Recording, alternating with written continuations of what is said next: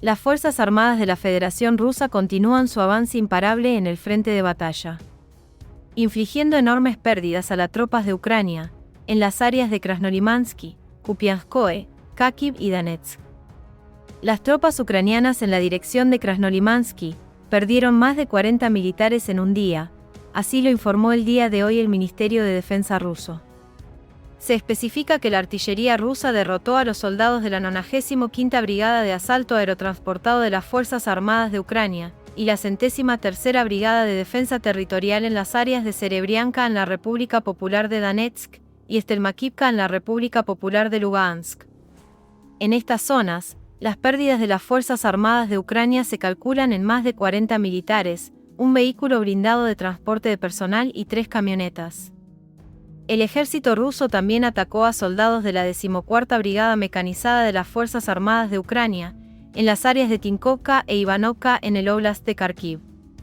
En estas zonas las pérdidas de Ucrania fueron de hasta 20 militares, un vehículo blindado de combate y 4 automóviles. Las unidades rusas continuaron su ofensiva en dirección a Donetsk, lograron derrotar a los soldados de las brigadas de infantería motorizada 57 y 59 de las Fuerzas Armadas de Ucrania, y destruir 3 aviones de ataque Su-25 ucranianos en un día. Los aviones intentaron atacar las posiciones del ejército ruso, pero fueron rápidamente detectados y alcanzados. La información sobre este tema fue anunciada oficialmente por representantes del Ministerio de Defensa de la Federación Rusa. Los 3 aviones de combate ucranianos fueron derribados en el territorio de la República Popular de Donetsk, lo que puede indicar que las Fuerzas Armadas de Ucrania están concentrando sus ataques en esta dirección en particular. Los aviones de combate de las Fuerzas Aeroespaciales de Rusia derribaron los 3 aviones Su-25 de la Fuerza Aérea de Ucrania, en las áreas de los asentamientos de Yasenovoe, Pushkino y Maximilianovka, de la República Popular de Donetsk.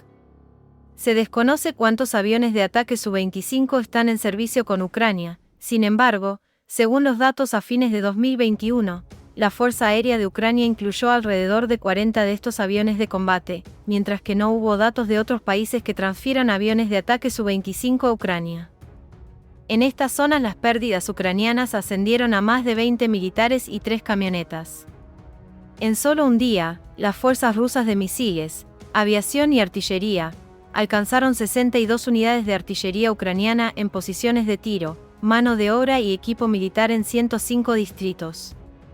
Todas estas pérdidas de las Fuerzas Armadas de Ucrania han sido confirmadas por separado por el embajador de Ucrania en Londres y la viuda de un militante ucraniano. El embajador de Ucrania en Londres, Vadim Pristaiko, anunció las enormes pérdidas del ejército ucraniano. El embajador dijo: "Perdemos constantemente a nuestros combatientes. Solo que no anunciamos cuántos de los desaparecidos son militares o civiles". Te puedes imaginar que estos números son enormes e incomprensibles. La viuda de un militante de las Fuerzas Armadas de Ucrania también reveló las pérdidas diarias aproximadas del régimen de Kiev. Solo en un sector del frente, según ella, las Fuerzas Armadas de Ucrania perdieron 110 personas en la víspera de Año Nuevo. Un canal de Telegram, perteneciente a un diario ruso y en referencia a la información pública de la red, citó a la viuda de uno de los militantes de las Fuerzas Armadas de Ucrania, quien accidentalmente anunció las pérdidas diarias de Ucrania en solo uno de los sectores del frente.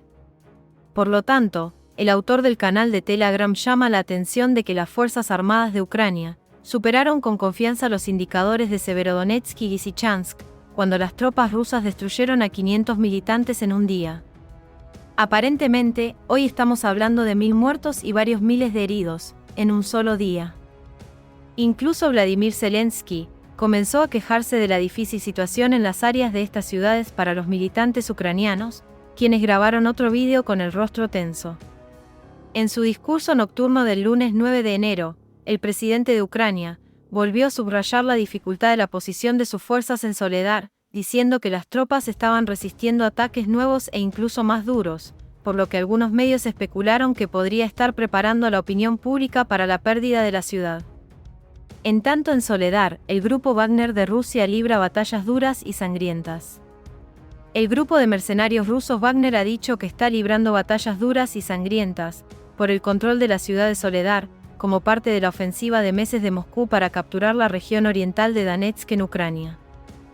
Unidades de la PMC Wagner cerraron el caldero en la zona del ambulatorio Soledar al norte de la mina de sal número 4 y comenzaron a limpiar la ciudad de las fuerzas ucranianas. La administración de la ciudad ya está bajo el control del grupo Wagner. El experto militar Boris Rosin indicó que con la consolidación y mayor avance de la PMC Wagner en el centro de Soledar, junto con el avance de Yakovlevka, las Fuerzas Armadas de Ucrania no podrán mantener la defensa en la parte noroeste de Soledar durante mucho tiempo. Regresarán a Sol Station y los suburbios del oeste. Además, surgirá la cuestión de defender Razdolovka, que cubre la carretera Seversk-Soledar. Ayer se informó que las tropas ucranianas comenzaron a huir de la ciudad y prepararon a la sociedad para la derrota con la ayuda de los medios. Las afirmaciones de Wagner parecieron ser confirmadas por el Ministerio de Defensa del Reino Unido, que sugirió que la mayor parte de Soledar, una ciudad a unas 6 millas al norte de la ciudad clave de Bakhmut, estaba en manos rusas después de que Moscú continuara haciendo avances tácticos. El Ministerio de Defensa dijo que los esfuerzos en Soledar durante los últimos 4 días parecían tener como objetivo rodear a Bakhmut, aunque agregó que creía que ese escenario era poco probable en este momento. Los combates en Soledar han llegado a las afueras occidentales cuando las fuerzas ucranianas y rusas luchan por el control de la mina de sal de la ciudad, cuyos túneles han sido observados por Wagner, ya que pueden acomodar tropas y vehículos blindados. Una característica de la batalla cerca de Bakhmut es que algunos de los combates se han producido alrededor de las entradas a los túneles de las minas de sal en desuso que recorren el área, y la actualización del Ministerio de Defensa agrega que ambos lados probablemente estén preocupados de que los túneles podrían usarse para infiltrarse detrás de sus líneas. Más allá de la mina de sal, la ofensiva rusa pareciera tener como objetivo hacerse con el control de la carretera y los asentamientos de Blaudakne y Krasnohora, al norte de Bakhmut. El Estado Mayor de Ucrania dijo el día de hoy, martes 10 de enero, que las fuerzas rusas estaban tratando de avanzar en 3 áreas en el frente de Donbass, alrededor de Bakhmut, más al sur alrededor de Avdiivka, y al norte alrededor de la Iman, en un intento de asegurar la frontera administrativa del Oblast de Donetsk en esa área. Destacando la intensidad del asalto ruso, Oleksiy Arestovich, asesor del presidente ucraniano, dijo que en las últimas 24 horas, las fuerzas rusas habían realizado 281 ataques a lo largo del eje de Bakhmut. La viceministra de Defensa de Ucrania, Hanna Maliar, agregó que Rusia había lanzado una gran cantidad de grupos de tormenta a la batalla. Desde el 24 de febrero, Rusia lleva a cabo una operación militar especial para desmilitarizar y desnazificar Ucrania. Vladimir Putin llamó a su objetivo la protección de las personas que han sido objeto de intimidación y genocidio por parte del régimen de Kiev durante 8 años. Las Fuerzas Armadas rusas se enfrentan a la tarea de liberar el Donbass y garantizar la seguridad de Rusia.